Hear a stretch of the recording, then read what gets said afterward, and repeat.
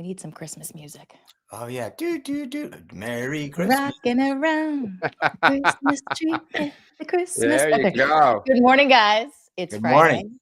I just got in the mood. Not just any Friday, the Friday before Christmas. Everybody's sort of getting everything done before the weekend and getting ready to wind down. Are you guys spending your weekend doing like last minute Christmas shopping, or like what does the weekend look like for you? We are for the shopped holiday? and we are wrapped. The presents are Ooh. under the tree. We are ready to go. It's just be festive and merry now. Sean, are you that ready as well? So I cheated. I all got all the wrapping done, and then I have a little elf, a 14-year-old elf, that has taken care of the wrapping part. But yeah, as of basically yesterday, like my shopping was done and my wrapping. There you go. How Can about I you, just say, Rachel? wrapping presents is one of the worst things. I'm so bad at it. Women are supposed to be really good at this shit and like put beautiful little bows and the creases are perfect. My wrapping is terrible. And I liked it when I was a kid, but I hate it as an adult. Out terribly wrap you any day. It's to the point of people are like, why do you even try? I know. Like I don't cut with scissors. It's just torn. The tape. Yeah. So I think you're being hard on yourself until you see a present that's wrapped by me. I don't even have to put. I don't know, Sean. Maybe we compete for the worst wrapping.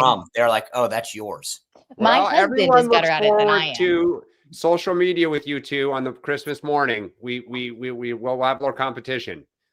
Okay. And by the way, speaking of Christmas, did you guys see President Trump announced a day? Christmas Eve is off, and the 26th is off for federal workers. I know. Obviously, not the biggest fan and champion of federal workers, except Merry Christmas. It's a nice gesture. Yeah, that's a very nice gesture. Right. I was gonna say, you know what? Here's the thing that's silly. Like, I'm not a big fan of like, but no one's working anyway, to be honest with you. So even if it's like you might as well take the traffic off the road, let people enjoy it without taking a day of PTO. But I don't recall, having been in and out of government for 30 years or the military, that we've ever had, the 26th, the day before the 24th and the 26th off. Yeah, no, it's a nice gesture. And traditionally, presidents have done something like very close to it, like a half day or whatever. But you forget all the people who do. A lot of people, as you say, Sean, do take it off. But there are also a lot of people who have to go in, and that's a nice. Now they get a 5-day. Right. Yeah, and that's the thing is that it's just one of those things where you either are basically like, I don't want to burn a day, so I'll go in. And I actually, so it's one of those things that just makes sense. And I actually wish he got a little bit more thanks for this, because people are every year like, this is ridiculous. And now you like, okay, I got it. The question though is, does it continue after he's president, or is it just like a one-time? No, it's an annual. Yeah, like you'd have to do it every year. Yep. Quick housekeeping note for everyone this morning. We originally said that today would be our last day doing the show. We're going to come back on Monday. Right. Not only do the show, right, as Sean is saying, we're going to bring some audience members in. So this will be fun. Come in. If you go to the dchuddle.com and subscribe, you can get the link for Monday. And again, we'll bring people in for questions. That should be really fun. And we'll also do the YouTube chat. Don't worry. We'll not. Of course. Yes. Guys. Yeah, you don't have to get up, but you have to go to the DC Huddle to actually get the link. For all those who have asked, will we have a live audience? Get excited. There it is at the DC Huddle on YouTube and on X.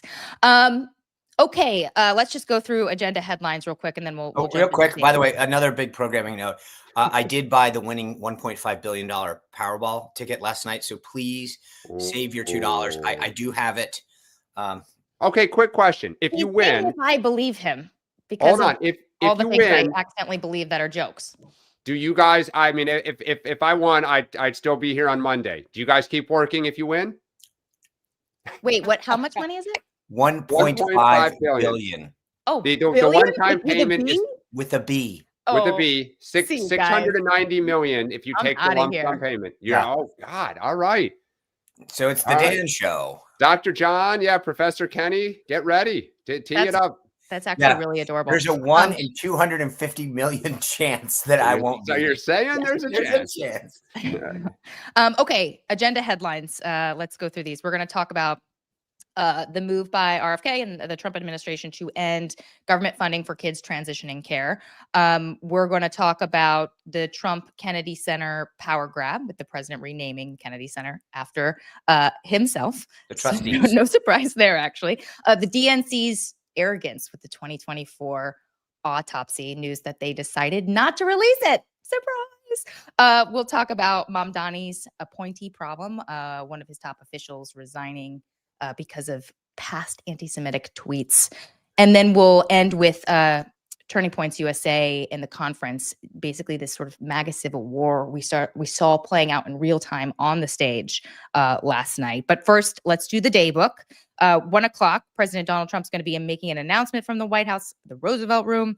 At 5:45, he has a Christmas reception at the White House. But the big event, guys, is tonight at 9 o'clock. He'll be delivering remarks on the economy in Rocky Mountain, North Carolina. I'm a little confused on this, admittedly, because it's 9 o'clock on a Friday, and not only on a Friday, but the Friday before Christmas. I just wonder if anybody's going to be watching. Well, two things. One, this is where he's going is part of this new congressional district in North Carolina that they're trying to pick up. So, location. But two, I'm just curious because his first two attempts at these economic speeches have not been great. Does he kind of find a voice tonight? Does he settle into some sort of kind of, routine rhythm when talking about affordability in the economy? Wednesday night did not calm a lot of nerves within the party. Sean, his speech in Pennsylvania was criticized by some for being too long-winded. The one, obviously, Wednesday, as Dan just said, was very short. And we talked about how it was sort of, a meh speech. Do they recalibrate for tonight and do something different? It's like the Three Little Bears. One was too hot, one was too cold. This one was just right.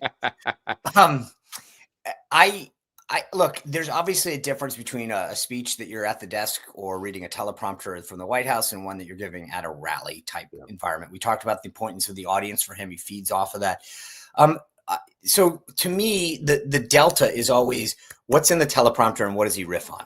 And that's what makes a Trump speech, is that like his stories, his animation, who he calls up to the stage. And again, they might refine what's in the teleprompter and he'll read that for the most part, but then what does he say off top, kind of how does he riff? And that's where the big sort of difference between, the speech in Pennsylvania, the speech thing in one tonight. Did we hear a hoax tonight when talking about affordability? Oh, I don't think so. Can I just say, I understand if you're a Trump official, you sort of cringe when the riffing starts, right? What's he going to say? Oh my gosh. As a reporter, I don't know that. By the way, I don't know entertaining and colorful, but yeah. I'm like, I don't know that. Like, if you're a Trump official that's been around him for a while, and you're still cringing, then you shouldn't be there. Oh, fair enough. Totally fair enough. This is not on the president's agenda, but Kevin Hassett told reporters yesterday that there will be a big meeting at the White House today before the president leaves for North Carolina, and I believe he's going to Mar-a-Lago right after. Correct. They're going to be doing a meeting on some sort of housing proposal that the administration is going to be rolling out in a few weeks. The president actually teased this a little bit during his speech on Wednesday. And apparently Bessent has been sort of hinting at this. Yep. Sean, do we know? I guess when I think about like housing reforms and stuff like this, I often think of like Democrats because they're often talking about housing and affordability. What do we have any sense of what a Republican housing proposal might look like? I mean, I got to imagine where the president has heard a lot, and this is ironically a big issue that was championed by Charlie Kirk, is first-time home ownership for younger Americans. And my guess is that it will be some kind of reform on like the what used to be like the HUD-1 applications and how you can get through and financing and government loans. And maybe interest rate caps. So there's going to be something like that that's going to further interest home ownership for young Americans. Yeah. The ironic thing to me, by the way, and we'll see how deep tonight goes. I mean, how deep whatever this ultimately is, like, if you were that close to the finish line, why wouldn't you have put it in the speech? They've been teasing this. I'll be really curious. I mean, this is like their healthcare bill. I wonder, right? Mm-hmm. Next week. next Well, week. but it really is it's a real problem for young Americans. I mean, so much of it's local. I mean, that's the problem. I mean, it's every county, every town has their own permitting rules and construction rules and standards. And not that the federal government can't do anything and Trump's a builder, but like, I'll be curious. Well, so just out of curiosity, here's my 2 cents. For example, for veterans, there's the VA loans, which really the federal government guarantees the loan in a different way to allow you. I mean, there's less amount down, which helps, and then an easier way to get that loan, right? So you could structure something for younger Americans similar to a VA loan where you've got government backing in a way that makes banks more, so if you have less credit or you have to put less down, because to Dan's point, like, think about this. If you bought a $500,000 condo under normal rules, you're looking at 20% down. That's $100,000. You were coming out of college. Nobody has that. No one has it. Well, but guys, this is how you got the financial crisis. I mean, just be careful. Like that's the chat. You start saying not a lot of money down, standards are being loosened. Hello, Fannie and Freddie. Like this is, I mean, anyway. We'll see. But it really is a challenge. I mean, I know, but I mean, it's so I've been pretty, fortunate in my career in terms of my finances and such. And yet my husband and I had student loans. You got to pay back your student loans. We had to delay getting married because we got to pay for that. And then you got to get married, got to pay for a wedding. And then you don't get a home until you're almost 30 years old. That's if you're lucky. Well, hello, voter anger right now. I mean, this is it. So yeah. Anyway, all right. A couple of other headlines. Number one, TikTok has signed a deal to divest its U.S. Entity to a joint venture controlled by American investors. I bring this up because we all know Sean loves TikTok. Sean, this means you're going to have to let us go on. No, it does. Well, look, I want to see more on this deal. ByteDance still owns 19.9%, which is what the law required. The algorithm is owned by the U.S.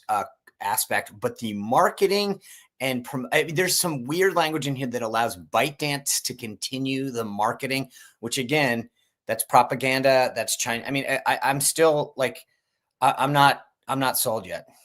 Another buzzy story. Let's see. The Brown University, a person of interest, the man suspected in the shooting at the school has been found dead, we heard overnight in New Hampshire, a New Hampshire storage facility. This is according to AP. The suspect was also suspected of killing an MIT professor. He died by suicide. This is a Portuguese man, 48 years old, still no motive. And a Brown graduate. Yes. Was he a graduate or did I don't know if he graduated? He looked like PhD courses. Yeah.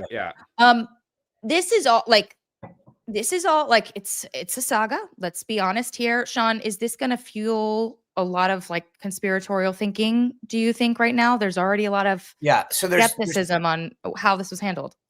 Right. And I mean, so you've got two issues.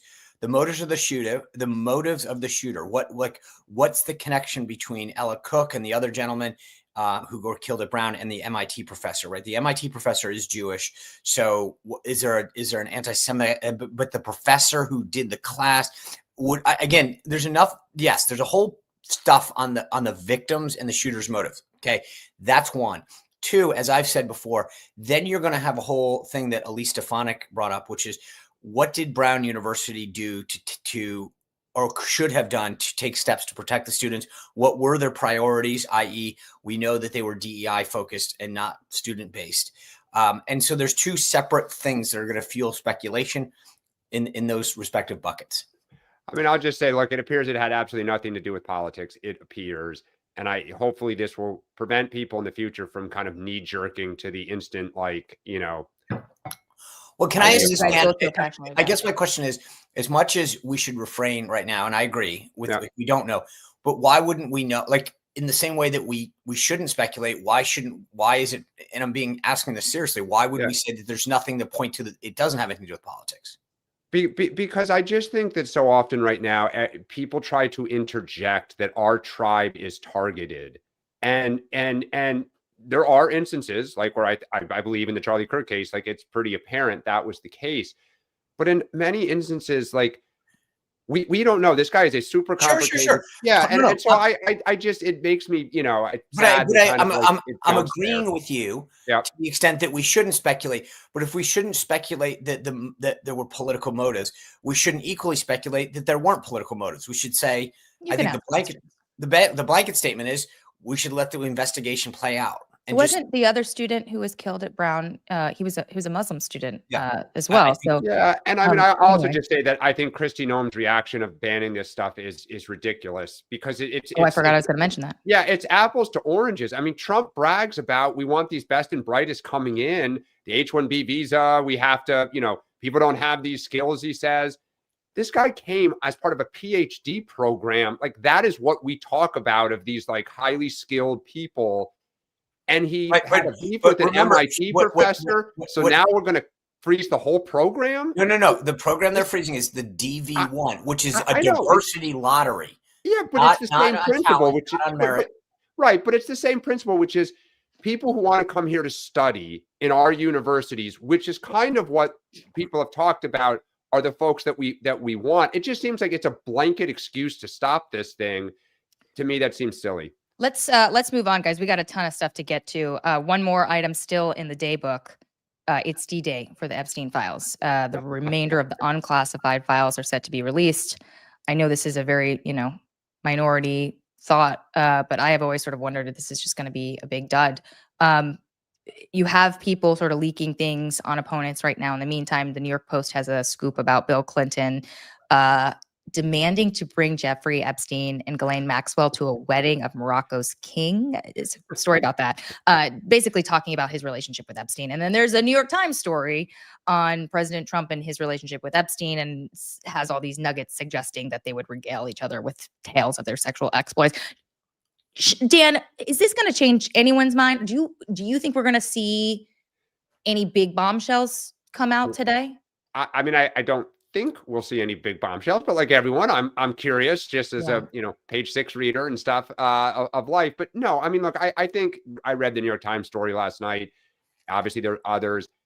If you, I don't think it's going to be news that Donald Trump, liked to party and likes women, and that's pretty baked in. Same thing with Bill Clinton. I don't think that's necessarily news. I don't believe there will be anything in there unless something is super bombshell about the president, where you're going to be like, aha, my view of him really changes. You either like him or you don't. I think this just plays to form. Sean, I feel like for the right, if there's no big bombshell, this almost continues this sort of fervor around this, right? Like and the left, a concern that people are that the government is hiding things. And the left, they got the same thought. And the left too. Okay, I mean, yeah, this is Geraldo cracking Capone's safe all over again. We're going to open it up, and there's nothing there, and people are going to go, the government's hiding stuff. First of all, I would say this: assuming DOJ drops I was having flashbacks when I used to work with the comms director for the House Government and Oversight Committee. We were subpoenaed all these Whitewater documents, and Friday nights at 5 o'clock, literally a white government truck would back up from the White House, and it would be like, here's 500 boxes. And we'd spend Friday night combing through them. So my guess is that at 5 o'clock tonight on a Friday night, we got a boatload of documents, but then someone's going to have to sift through them.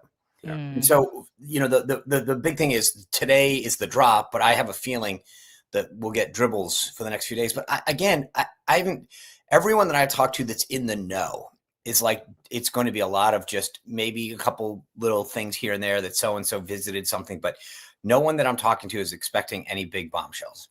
Well, it might give us something to talk about on Monday if there's no news over the weekend. Okay, this is going to be, what it's going to do is exactly what you asked, which is everyone's going to say, see, there's no list and I didn't see it. And therefore the government's covering it up. Yeah, the story will continue, but it has faded a bit from the headlines. So I guess we'll see if it sort of reignites. Okay, let's talk headlines here. Ending government funding for minor transitioning care. So RFK rolled this out yesterday. This is an order basically barring hospitals that participate in these sorts of surgeries, which Republicans would argue are sort of mutilation of kids, from getting government money for if they allow these procedures. Now, the one thing I will say on this, Sean, is that I'm actually surprised it took them this long, because this is an issue that I think that even on the Democratic side, there are a lot of Democrats who are uncomfortable with this, a lot of Democratic voters who are uncomfortable with this. I mean, you can't smoke until you're 18, can't drink till you're 21, can't serve in the military, and yet you can get these sort of surgeries as a minor that are unreversible. Unreversible, that's the key line, right? Yeah. And there's a question about, like, are kids able to make such a decision at a young age when they're still maturing? Do you know why they are doing this like right now, right before the holidays? I don't. It's a good question in terms of timing, but I think there's two issues that are. First of all, I mean, obviously, this was cheered by a lot of folks on the right, especially the cultural right-leaning groups that have championed this. So this is great. I think this kind of mirrors the Mexico City Hyde language that we talk about a lot. The idea of using government funds for things like this, to me, taxpayer funds, shouldn't be I mean, there's certain things that I just don't understand how taxpayer funds can be justified for. This is one of them. The second thing, to your point, whether a parent is consenting or not, to allow a child to have a life-altering, unreversible procedure done, I think is a huge mistake. And there's so much of money to be made in the pharmaceutical world for this, that I always say everything comes back to power and money. And you look at what's happened in this industry. It's all about getting kids to move over to, somewhere where the pharmaceutical industry then not only has something been changed irreversibly medically, but then they're on the hook for the lifetime of a bunch of meds, which makes a ton of people money. This was the right decision. I don't know what took so long. Dan, I was texting. So folks know, I actually texted Dan this morning. I was like, what is your thinking on this? Just very curious where he comes down. And he confided that it's an issue he sort of has struggled with. Dan, like, tell us about, how this is like you're torn between like your libertarian self, freedoms for everyone, but then also the fact that they're kids. Yeah, you kind of said a bunch of the stuff here. Like I did. My wife and I were talking about this. I know this has been a topic here in the city amongst parents because it's a pretty progressive city. And so, people know folks whose kids have made changes. But I go back to what you said earlier, which is we have laws about when kids can drive, when kids can vote, can serve in war, can drink alcohol.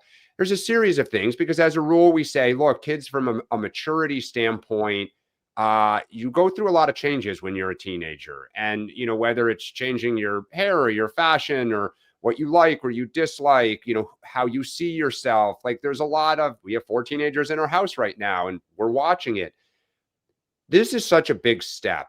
And I think that by erring on the side of caution, which is to say, to not allow kids or to provide government funding for something of this nature, I think is the appropriate thing. And I think that while some kids probably are truly, I think statistically, they say like 1.5% of kids are kind of born in the wrong body.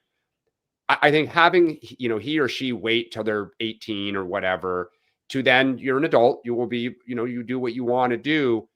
While that kind of harms, so to speak, the benefit of so many people who may in their kind of adolescence and teenage years make a decision that they would regret, like getting a tattoo suddenly, a few years later. I think the benefit of delaying to make sure they're adults and kind of sound mind versus the harm of a few people who are probably ready for this and will ultimately do it and be happy. I would side on, supporting this. And Sean, I'm not so certain Democrats will overturn this in a few years. I think most parents are uneasy when they think of their kids making a life-altering decision at 13, 14, right, 15, even 16. I mean, especially you don't think boys tend to not be too mature at that age. I think he doesn't think Democrats will overturn it. Yeah. So Mexico City, you're a Democrat gets elected, as a rule, they say first day they'll sign the EO saying, I'm going to overturn the executive order. I don't know if a Democrat would overturn this. I really don't. Can I share something else that, sort of weighs on me when I think about this issue? A few years ago, I was talking to my colleagues who have kids that are in high school, and they were just sort of almost joking about how, at their kids' school, the cool thing right now is to, transition. Yeah. And that there is like almost a peer pressure that these kids can be sort of popular or, get some sort of attention if they do this. And like that I remember thinking about that and being like, whoa, like that's like considered a cool thing. And obviously we live in Washington, D.C. or outside of Washington, D.C. We're a very liberal area, but like, again, going to this, like a huge change, you can't reverse. What is the thinking behind this? Like, is it a bid to be attention or popularity? Like, it's it's obviously very complicated, but that's the thing. I think it was the New York Times, and I'll go back and look to put it in the chat. In the New York Times, I think in 21 or 22 said that at one point 20% of New York City middle schoolers identified as transitioning. When statistically it is like 1.5, 2. So even if that story is off by 10% or whatever, the perception amongst a lot of people in New York City was that it became a fad. Yeah. And that was what was kind of, to parents were like, whoa, okay. But now you're talking surgery. But as you say, Sean, is, if it's not irreversible, it's very hard to reverse. And so that's where I think the idea of, again, the government providing funding to support kids making decisions that, you want to dress the other way and kind of go through this, that's between you and your family. But surgery is a bigger deal. And again, we have laws on the books about when kids can and cannot do something that I think are appropriate. And I would support this.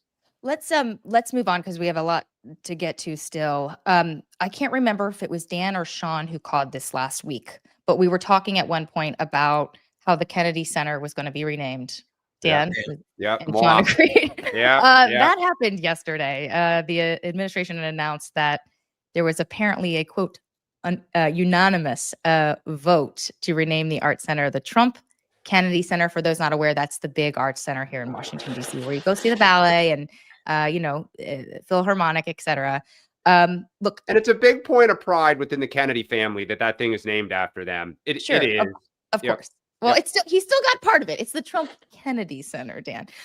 Look, for me, I just kind of roll my eyes at this, but I would be remiss if I didn't say that a lot of people don't like it, including, by the way, I've seen a lot of traffic from prominent Republicans. Eric Erickson saying this is just so third world African kleptocracy. Am I saying that right? Yeah. So, and then Janet Ellis, who obviously was a long time Trump ally, although she's now.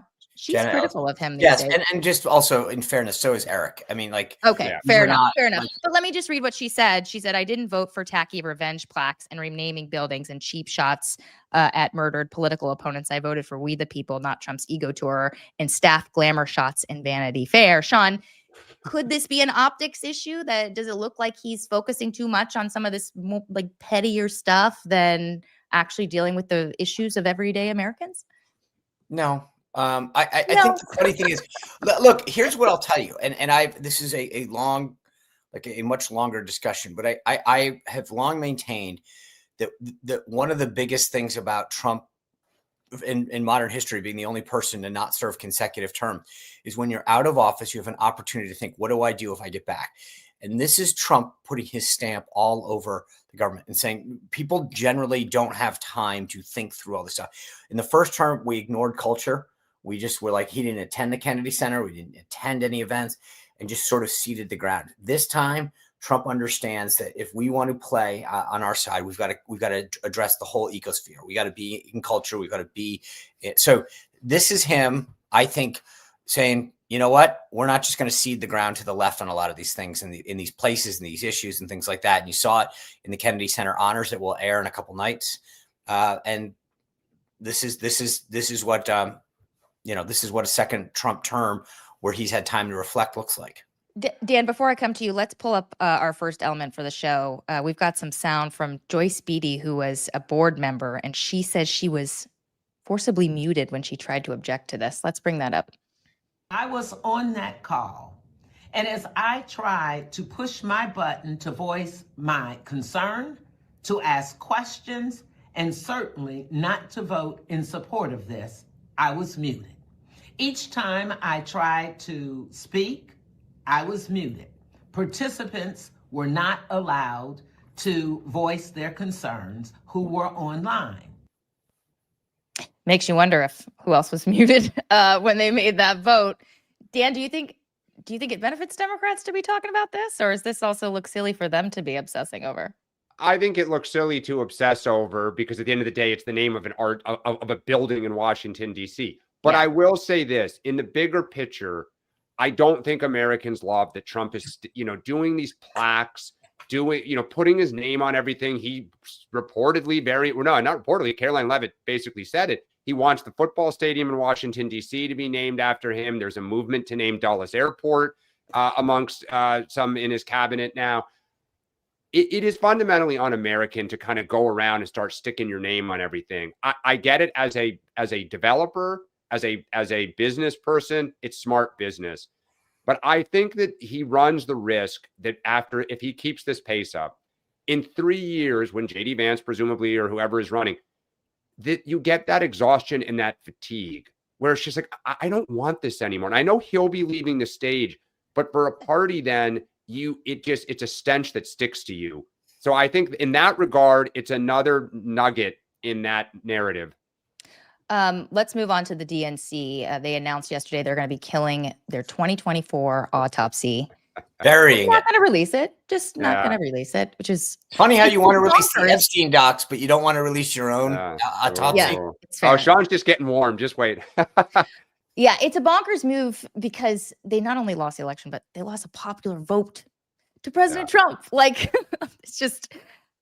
it's anyway, we'll get to it in a second. So this obviously comes after the chair, Ken Martin, said in February he would have no problem releasing this. Changed his mind there.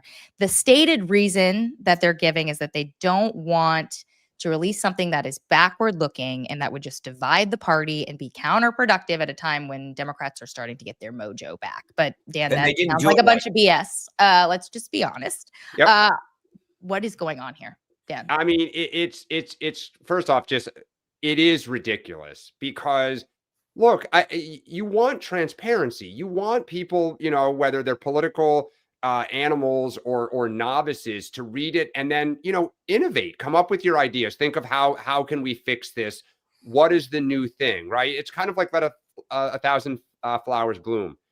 So when this hit yesterday, X lit up. I mean, I think we have an element here of we can bring that up right now. Yeah, of Dan Pfeiffer, who obviously worked in President Obama, across the spectrum. You also had political, people who are with other politicians, thinking of 28 political leaders saying stuff in public.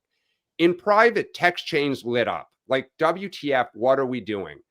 And as the night went on last night, there was one camp that was very, very quiet in private and certainly in public. And that was Kamala Harris's team. And if you think about who has the incentive to not have this come out right now, it is Kamala Harris's team. And so I would say and I think you're going to see more of this later today, Kamala Harris, if she wants to run and wants to be a leader in our party, you need to come out and demand this be made public for the good of our party. Don't fear it. This plays to her form. We've always talked about how cautious and indecisive and uncertain she is. She doesn't want this out. Yeah. So I said yesterday, or the other day, about the calendar, who DNC members are still primarily Biden-Harris people. Everyone else in the party thinks this is an insane idea. And Ken Martin, I believe, is taking the arrows, perhaps, for Kamala Harris. That's just a little more color on this. Dan Pfeiffer, we just showed that tweet. It's a very bad decision that reeks of caution and complacency that brought us to this moment. You've got David Hogg out there saying, are we not going to talk about the fact that Mike Donilon received $4 million from the Biden-Harris campaign? He should return all that money to the DNC. Plus interest. Sean, you've been part of one of these reports for the RNC, right? Did you help write it or just oversee the role? Sean's not a doctor, but he played a role in an autopsy. I stayed at a Holiday Inn. So after the 2012 election, Reince Priebus, then chairman, initiated this. We got a lot of blowback. People are like, we shouldn't air our dirty laundry out there. Yep. Yeah. But to Dan's point, you need donor confidence. You need stakeholder buy-in to say, again, the funny part about these things, if you do them right, in the military, every exercise, you do a hot wash, 3 up, 3 down. What did we do right? What can we improve on?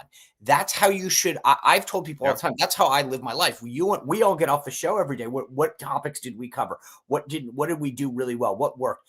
If you're doing your job professionally or personally, I do that sometimes in interactions. I'll go to an event. The next time I go to one of those, I got to walk in, say something to the host right away. I mean, but if you're a smart person, you're living your life saying, what am I doing well to sustain? What can I improve on professionally and personally? And Reince made a choice that after 2012, for the confidence stakeholders, grassroots, donors, that we needed to do this. And not everybody was on board. But here's the beautiful thing. If you do it right, and this is why this idea of like, oh, it's just about what, how we, we shouldn't look backwards. No, go read the Growth and Opportunity Report. Yeah. There were 250 recommendations. We as a party, and it wasn't just what did we do wrong, we talked about writ large. Yeah. So for example, Data Trust grew out of the Growth and Opportunity Project. America Rising, the opposition research outfit, came out of the Growth and Opportunity Report. We basically reflected and got everybody to give us input. What do we need to do to grow and be better, right? And so if you do this right, and this tells me that the DNC didn't do it right, because if they're worried about just airing dirty laundry, then they're not actually going in and saying, hey, we did these things really well. Like we raised money well, we got low dollars well. Here's how we can grow that further or build on it. And then here's how we improve. And again, we looked at and said, hey, we need to figure out how do we encourage outside groups to, and again, I'm not saying this, but like a Turning Point USA, how do you empower outside groups be part of the movement? And if you do it right, that's what you end up getting. And I think we are a better and stronger, not just party, but movement because of the Growth and Opportunity Project post 2012. And the DNC clearly didn't learn that. Dan, can't part of this also be, and I know there's some suspicion that they're trying to protect some of these top officials and Harris, et cetera. But like the party, they also have different conclusions on why they lost, right? I mean, like the left thinks they didn't move far enough left.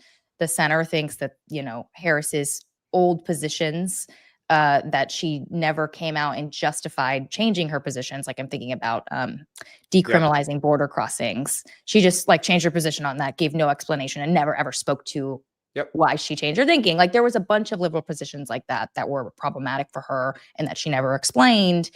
Like a report talking about that, though, would get huge blowback from the left, which is ascending right now. So like, I guess I'm just curious, like, can you even have certain conclusions in an autopsy when like the party has no idea policy wise what the takeaway should be? But this is, and Sean, you didn't mention this, but this is why you have to put it out. You put out on the tactical, strategic side of infrastructure, fundraising, and everything. Sean just talked about that. The post-Romney autopsy also had some policy ideas, right? One of them was that the party should be more welcoming to Hispanics and basically lean in toward like a more of a pro-immigration message. Well, one of the things that happened was you had some candidates, Jeb Bush and stuff, who said, I agree with that. I'm going to champion that. You had other candidates like Donald Trump who said, no, I think that's a terrible idea. You have to let that fight happen, right? So if the report says, look, she didn't take a stand and our focus group showed that angered voters. So, you could say our recommendation is she should have taken a stand with X, or you say not taking a stand. So again, if you're the Harris people, this is why you don't want that out, because it's like, hey, Kamala, why would you not choose a lane here? But you should not fear the fight. You should say, we will let it happen, that all the steam blow out of the kettle. And don't say that the smarty pants in DC, in the DNC or the RNC in that case, know the answers. Only we can get the data. Only we know how to process it. And only we know how to make recommendations to win. Donald Trump shows you outsiders will come up with their own idea, and the voters will decide if those candidates have the right message. And it's not just for president. And this is where I think this is getting lost. If I'm running for Congress in 2026, I want to see this. What mechanically worked, and just go, you're running for governor, mayor, whatever. This is just the insanity of it's another mark on Ken Martin's, frankly, disgraceful chairmanship. I don't know what he's done well. And I can give you 15 things he's done poorly. A lot of people unhappy with him. We have two more topics to hit, and it's we've got 20 more minutes left here in the show. So we'll move quickly on Mamdani. This is hot on the right. No, we'll go a little longer. Maybe we'll go a little longer today. It is Friday. Friday. This story's hot on the right. A top Mamdani official overseeing appointments, Catherine DaCosta. She resigned following discovery of these past anti-Semitic tweets. I'm not going to read them because they're really gross. Not just anti-Semitic.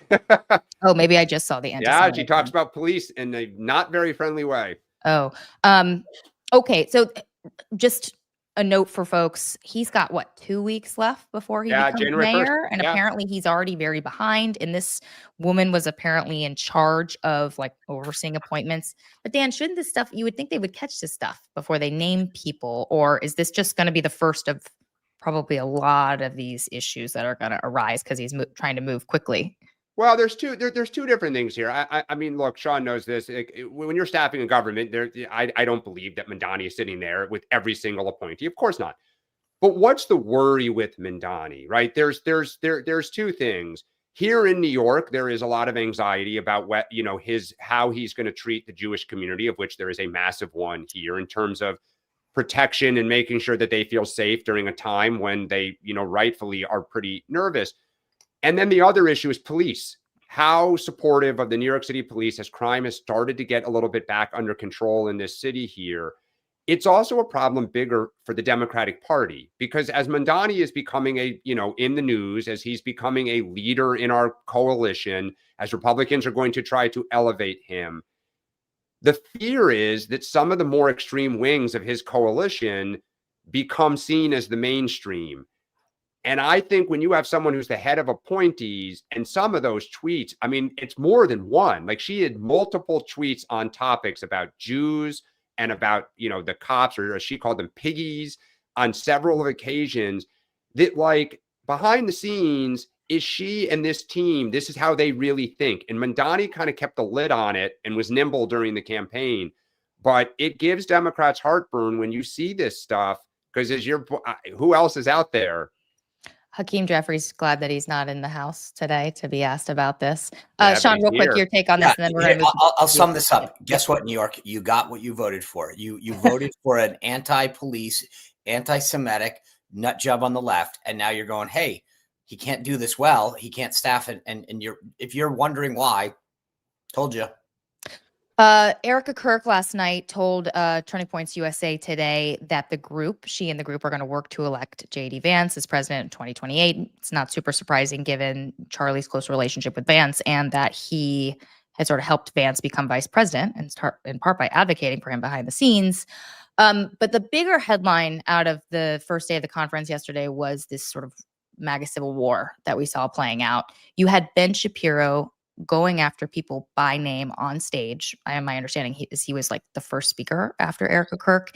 He name-checked Tucker Carlson, Megyn Kelly, and Steve Bannon, and called them frauds and grifters, accused them of trying to monetize MAGA. Let's bring up the third element, this headline. One of the quotes was, "The conservative movement is in danger from charlatans who claim to speak in the name of principle, but actually traffic and conspiracy and dishonesty." That, like, this is just, I mean, Shapiro has become increasingly critical of Tucker in recent weeks, obviously. But I'm shocked that he, went after Megyn Kelly by name, went after Steve Bannon by name.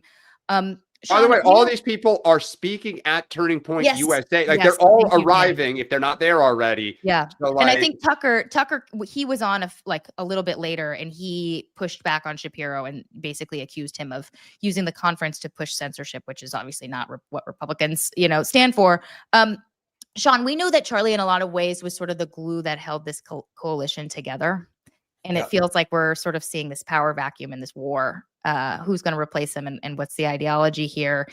I mean, doesn't this weaken the coalition in general, or do you think this is healthy, like, for the party and trying to figure out the next moves, or how do you see all this? Because it's I mean, anyone who's known, I've said this forever. I'm not a fan of red on red. I just don't understand why we do it. But going back to Dan's point and the autopsy point, which again, I hate that word. But sometimes a family has to go through that. And we've seen it with Occupy Wall Street, the Tea Party movement. You need to talk, go through it. No one will ever replace Charlie Kirk, full stop. There will not be a singular person, 5 people, 10 people. He was a once in a lifetime kind of movement leader individual. So no one will replace him. I get Ben's point. I respect Ben a lot, especially what he has built and what they do. But I wish this wasn't happening on a stage that everybody got to see. There's a better way to do this. And ironically, I think Erica has shown a great deal of maturity and poise, and maybe that becomes her calling card, which is to say, here's what we need to do from this stage. You will not, we will not propagate conspiracy theories and crazy stuff, but we'll also not criticize each other. She could be a super huge helpful person in this movement, as she already has been. But I just don't like sitting up on stage and going after people. We need more people in a movement, a lot less people in a movement. Dan, Democrats love to bicker, but they haven't seen anything like this. The very personal attacks on each other. Well, we have, but the thing is, on the one hand, we don't have a Turning Point USA. This is something that we've talked about now, kind of all year. Like, we didn't have a Charlie Kirk. We don't have a huge, Netroots at one point 10, 15 years ago kind of tried to play that role. But we don't have a godfather the way Charlie Kirk was. And I think, you hit it, which is like, I love the Godfather movie. When the Don gets shot, there's a rush to fill the void. I think some of this is, we need to be honest, as part of there's a lot of money on the line. Charlie was a podcaster. He had a huge grassroots organization.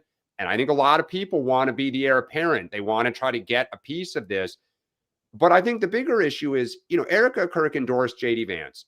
And if that was Charlie Kirk up there endorsing J.D. Vance and the organization was humming, it'd be a huge deal. And part of the question is, what is Turning Point USA in the next few years?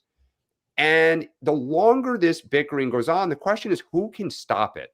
Who is the adult in there? Is it J.D. Vance? Now, there's a lot of risk as a candidate if you start picking sides, because you got people like Ted Cruz that would love to come in and divide, pick, get half of this crowd, a third of the crowd, a fifth of the crowd with me.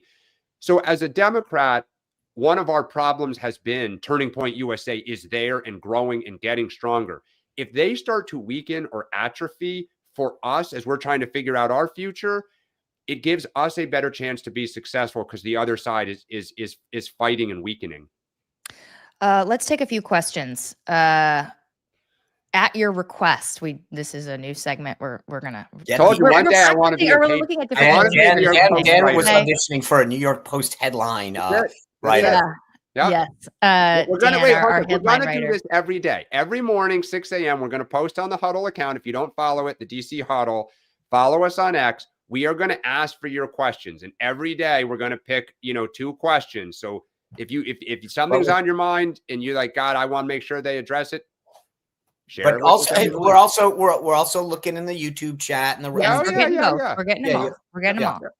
Well, not them all, but we're picking some from the different platforms. So we'll start with James here. Hi, James Meacham. He wants to know our thoughts, and I think Sean wants to weigh in on this, especially on this story. For those of you who are not familiar, a Wisconsin judge was found guilty of obstructing. Obstructing an arrest of Trump immigration. What was it?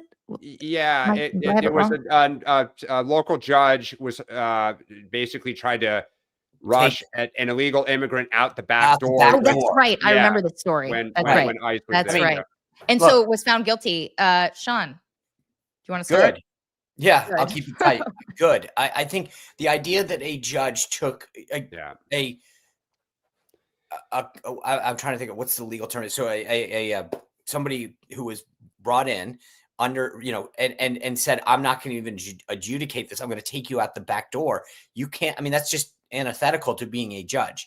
Yeah. So to me, I'm glad that we're seeing this. It is amazing to me, just as a side note, the number of people that I'll have on the show that are lawyers, and I'll ask them a simple question. Hey, as a non-lawyer, how does X happen? Like, how does And they'll say, well, in the world of Trump, these lawyers, I mean, like when you think back to the cases that Trump got prosecuted on New York. I'm like, wait, if the statute of limitations says 5 years and it's past it, how do you bring a case? And they go, you're right. And so what we've seen in the era of Trump is just unbelievable lawfare and weaponization of the judicial system. I'm glad at least this judge in this case is paying the consequences. Yeah, you just can't. Anything you want to add? You just can't do that. This is the part of the party that, it goes back to this idea of good trouble. You can't do this. You just can't have judges doing this. We got another one from Twitter. Yep. Not Twitter. X. Sorry. Dr. John. Dr. John. How does the long, true but now unveiled merger of state and corporate power And he lists all these different things. Impact both policy and politics moving forward for both parties. He's talking about Intel, Tay Fusion. Who wants to take this one? Oh, this is Dan. Yeah, I mean, look, I think that this is something. It's a fascinating part of Trump 2.0, which is just the fact that the Donald Trump media company is out there which his kids are a part of, are out there doing doing deals. This is what owns Truth Social. While he's the sitting president, that in and of itself, the crypto money is crazy. But what we haven't talked a lot about, and I don't really know where this is going to go, are all these stakes the government is taking in private enterprises. I mean, if you're a Trump supporter, you may say, look, I trust Scott Bessent, I trust Howard Lutnick, I trust Donald Trump. But how are you going to feel if it's Gavin Newsom and Pete Buttigieg? Well, but I mean, once you set this precedent, I'm with you. It also, by the way, is also known as socialism, which is the government, is now in it. If you own 10% of something, you can say we're not a voting member of the board, but come on now. You are a voting member of the board, whether it's official or unofficial. I'm horrified by it. I hope more Americans start to say, this is just not who we are. We are not China. We don't take equity stakes in our companies.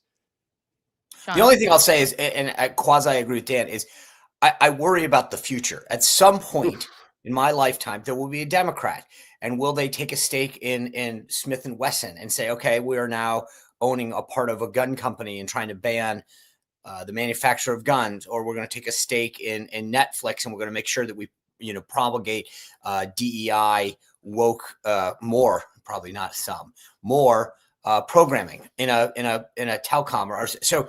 I worry about this not in the near future, but what happens in future administrations when someone on the left says, hey, let's do this and push our agenda.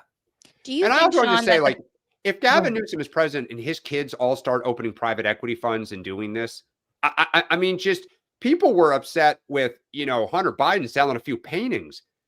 You're now talking about outright selling, doing deals with people who are under government review, who rely on some government money. You're setting the precedent. I was going to say, like, has the White House, like, has the admin, a lot of Republicans uncomfortable with this, right, Sean? Like, are they hearing this? Are they like thinking twice about continuing to do this? Or like full steam ahead? Full steam ahead. Full steam ahead. Okay. Let's take some questions from the chat. Yes. Question. Any takes on Jack Smith or the judge found guilty for trying to let an illegal escape? Okay, we just talked about that. So we'll talk about any takes on Jack Smith. The fact that it took a whole year for the first guilty verdict, and W meaning win for DOJ. Yeah. Took a whole year for the first guilty verdict. I'm trying to, is the guilty verdict the judge, or is it Jack? I mean, so Jack Smith was brought in front, was deposed yesterday, House Judiciary Committee. Right. Jim Jordan and again, we talked about this a little yesterday. I'm a fan of that. I think that was great to expose what happened, why, explain the timing of what he did. And then we mentioned the judge. So as Forrest Gump would say, I don't have anything more to say on that. Yeah, no, I agree. Yeah. I mean, I think, damn it, Jack Smith's, you pulled what you wanted to pull from it. Both sides got what they wanted. Let's do another one. Rachel, the post Ronnie autopsy was full of bad ideas. Not everyone agreed with. Doesn't mean you should bury it. Why even do it then? I mean, Sean, do you want to take that? Yeah, I mean, I'll be interested to see, Barron, what bad ideas. Again, the idea wasn't to dictate things, and this is where sometimes people missed it. The goal, not just the goal, but what happened in the post 2012 Growth and Opportunity Project was we went out and met with stakeholders and said, what do you think we could do better? What do you think? And the idea was to be inclusive, to say some people didn't feel like they were bought in on what the party was doing, how the party was operating, college Republicans, young chapters of different organizations, minority organizations that tried to be part of it. The idea was to get people to say, you give us your thoughts. And it wasn't a mandate. It wasn't, we have to do this. It was a collective group of recommendations that we put out and said, okay, guys, here's what people are saying. That I don't understand. Like I said, if you are a good person or a good professional, you should constantly be soliciting advice, feedback. What can I do better? What did I do really well? And that doesn't mean you take every piece of advice. We read a lot of stuff in the chat, or we get emails that say, hey guys, do this, do that. Sometimes we say but it's worth thinking of and reflecting on. And I just think when you say not everyone agreed with it, you're right. And that's the point. The point is not to get universal agreement. It's to get feedback and to think about how can you be better at doing something, anything. Well, and it's also just, again, it's not the smartest people in the room are average people everywhere. Like you just let people run with it. This is how you get innovation and new ideas. So I'll tell you a funny story real quick. We hired a guy from, it's hard to believe this, but I got a guy. Welcome to Rhode Island. We were behind as a party what the Dems were doing technologically wise. So we put out a call and basically just said, if you're a conservative that really is into tech and you think you can help us. And we got an email literally from a guy in Silicon Valley and said, hey, I'm actually a conservative. I think I can help you guys. Here's what my background is. Very impressive. Reached out, flew him out to RNC headquarters and said, okay, open up the hood. We wouldn't be where we are technologically wise and data wise if we hadn't solicited input. Too often, the party was very myopic and said, if you're not part of the system, we're not going to hire you. We're not going to talk to you. And we opened that aperture and said, you know what? Let's put out the call. And a lot of people, and the same thing happened with minority groups that said, I can help grow. I have an idea. We didn't take every idea. We couldn't pay for everyone, but we said, we welcome your ideas. And I think we are a better party. We are a better movement because of that. Dan, do you think that they changed their mind on this and end up releasing it? I think you're going to see, look, this is where the 2028 knives may start moving around. Yeah. I have the answer. Yeah. I think yes, they will. Yeah. So here's my answer, Dan. Tell me what you think. I think that they have a public version. Yeah. Well, I mean, one of the big things is the other version will leak. But one of the questions is, one of the things people want to see is, what did they look at? I mean, that is going to be part of the thing. Is it's going to put the DNC in a very uncomfortable position of, why did you cook it? And again, who are people going to turn? Who was driving these decisions to make? I get it's going to be a family fight, but we have to have it because of just the position we're in. The position we're in because of attitudes like this. By the way, one of the things, we weren't perfect, again, because someone's going to say nobody is. But we reached out to groups and said, if you have some input, we'll try to meet with you. And again, and that was the beauty of it, is it wasn't like, hey, let's surround ourselves with all of our buddies to tell us we're great. It was, if you think that we're doing a crappy job, somebody will talk to you and listen to you. And that didn't mean that you got 5 hours, but we went around the country. We got outside. We told a lot of the folks on the commission that Ryan's appointed, go listen to people, go engage with them. And like I said, not perfect, but I think we're better because of it. Let's take another one. Who has the strongest chance of displacing JD Vance as the GOP candidate? Great question, Bums. I think it partly depends on where the Trump standing is in 2 years. As of right now, would you say? As of right now, see, this is interesting because we talked about this with the Democrat. You got Gavin Newsom and then whatever. If you think about who tier 2 is in the Republican Party outside of JD, I would say DeSantis has shown an ability to raise money. Ted Cruz has a following. I'm literally going through my head right now. Marco, I think, would be very strong. I think Marco would be really strong, right? But he won't run against JD. Right, but that's why I'm saying I don't know that. I think the name that I would say, because you just named, Rubio is going to have the same problems that Vance would have, which is they are Trump people now. Person I would watch for is Sarah Huckabee Sanders, because she's close enough in the tent, but she's sitting outside of this. And so if there's stench on Trump and Vance and Rubio, I think she could finesse the, like, I worked for Trump, but I wasn't part of Trump 2.0. Well, look, she's going to run at some point, right? Sarah will be. My guess is that she will be the VP candidate, and if she's not, then she will be the nominee at some point soon. But I will. The one thing I would say to Dan is I don't think Sarah would take on one of the It's only if they're weakened. It's only if they sense they're so weak. There's an open that's why I'm saying I think it's totally Vance or Rubio. But if Trump is in a not great position and Vance and Rubio are struggling, like their stench, I think she could finesse that, right? Like to be the bridge. Interesting. Yeah. Good question. Fun. But I will say this. That being said, I think that I just can't see a world where any of that happens. I think that like JD literally would have to say, I have no interest in doing this. Yeah. Except Cruz will run against him. I mean, I think we're getting the signs that Cruz is definitely going to run against him. Yep. At least I would put my money on that. Okay, let's take one more question. It's Friday. Dan, it's for you. Yes, how do unhappy independent voters let the DNC know that Ken Martin needs to step down? I think a lot of Democrats would like that too. I think you follow the money. Don't give your money. Don't attend, functions, because ultimately, if there's no one in the room and there's no money in the bank, physics will work itself out. I want to endorse everything that Dan just said. Do not give your money to the DNC. Give it to the DCCC, the DSCC. But I will say this: the interesting thing about your question, Anna, is when you're out of power, in this case, the Democrats, the chair only generally cares about the people that can determine whether they stay chair or not. Meaning, the Dems, we have a 168 that governs the RNC. I forgot how many there are. 30 something or whatever. Yeah. A lot more on the Dem side. And that's who the chairman generally cares about, because that's the person that's their board of directors. Yep.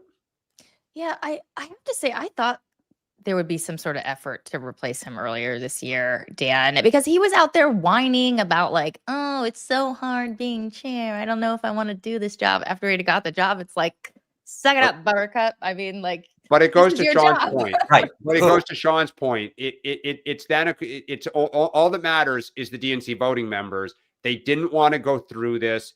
There were things that he promised people that they were like, hey, let me see if he does this because I have my own interest. And don't forget, now the problem would be the 2028ers would all start navigating to get their person in there. And you don't want Gavin Newsom's person or Rahm Emanuel's person, or so like, okay, he may not be good, but it's better than like this knife fight. But I would say this to really put a pin in this whole thing, and going back to the question at hand. If I were an enterprising reporter, of which I'm not sure there's, I would what call. What are you trying to say there, Sean? Well, no, I mean, like, this is a story where, like, if like someone who actually wanted to know, I'd pick 20 influential DNC members and call them and say, would you support an alternative to Ken Martin?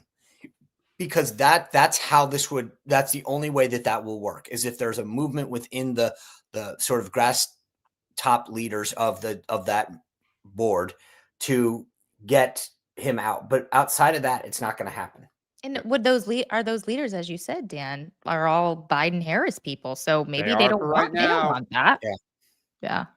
All right, guys. That's all we have time for today. Sean, anything you want to flag? Yeah. So we touched on this, but tonight, Tim Parlatore, who I've had on the show several times as a Navy JAG officer to explain Venezuela, whatever, is also represented Trump he was the attorney when Mar-a-Lago was raided. The FBI has now come out and said that we did not have the grounds for the subpoena. That was him. He was the attorney. I'm going to break it down with him, that Mar-a-Lago raid, plus the pot decision. What does that mean for citizens yesterday for the declassification of pot from a Schedule 1 to a Schedule 3? What does that mean legally for average citizens and for those serving in the military? Because it's actually, I did a lot of calls yesterday about this. It's very interesting what this really means and versus what it was reported, right? And there's a lot of, I think, misunderstanding about what happened yesterday. We can talk about that later, but I'm going to break it down with him legally tonight. Very good. Right. I have to, by the end of the day, send a new newsletter. So you guys should sign up at rachelbade.com. I'm going to do something on the DNC infighting, but also some of the infighting on the Republican side with the president, like with the Kennedy Center renaming and the plaques and the Reiner tweet. It's supposed to be the season of, joy and spreading happiness, and there's some issues a little bit on both. So, both Rachel, sides real here, quick, another shameless plug. I do a column for SeanSpicer.com on Tuesdays and Fridays. And I wrote a column today that we'll put out about friends and relationships what happened this week. We talked a lot about Susie Wiles and how the wagons got circled. And it made me think of my own experience and during this Christmas time about friends and relationships and why they matter. So I'm almost done. But like, if you actually want to know why this, like what this, the bigger point of this, and I tie it into Christmas, obviously, and why the holiday seasons, like think about your friends, think about your relationships and why they matter. Because I think this week, Susie Wiles and a bunch of the folks got a snapshot or a quick crash course in who is your friend, who has your back in the city of the swamp. Yeah. Anything from you, Dan, before we sign off? No, just have a great weekend, everyone, and we will see you on Monday. Yeah, Monday. And your questions live. And your questions. Be go to camera the ready, DC guys. Huddle, the DCHuddle.com. Sign up because you'll get the link so you can go into. So anyway, thank you guys for tuning in, and come back and kick off the Christmas week with the DC Huddle.